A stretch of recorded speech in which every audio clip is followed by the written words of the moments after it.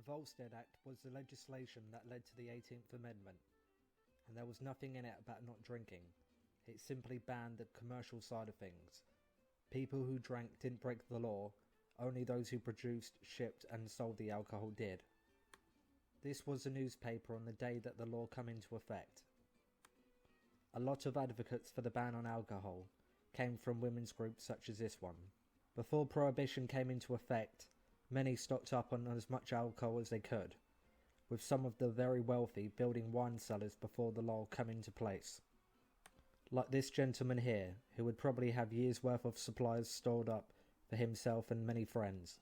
Shops like this one who encouraged people to stock up, plus also needed to get rid of their stock before the law changed. Alcohol was still around for religious purposes, which over the era gave rise to many skeptical rabbis and priests.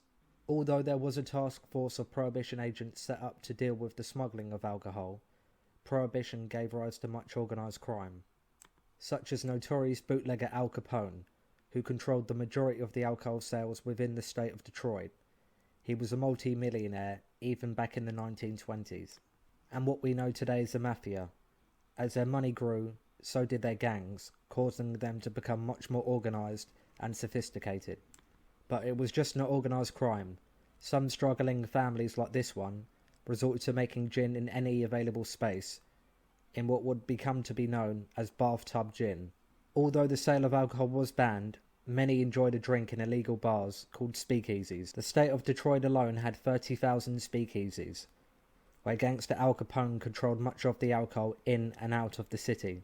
Like this one here, they were usually allowed to exist and not shut down, as the bribery of police officers was rife at the time, and organised crime had no ends to clever schemes in ways to smuggle alcohol in, such as this van here being stopped by the police. Prohibition come to an end in 1933, with the economic downturn of the Great Depression and loss of sales tax from alcohol too hard to ignore at the time. People took to bars like this to celebrate, although many had been celebrating and drinking the entire time, with many others waiting in bread lines, as the Great Depression caused hardship for millions of Americans at the time. It may be hard to believe, but there are still a surprising number of dry counties still existing in the United States today. Almost 100 years after the official repeal of Prohibition, there are an estimated 16 million people living in counties where the sale of alcohol beverages is illegal.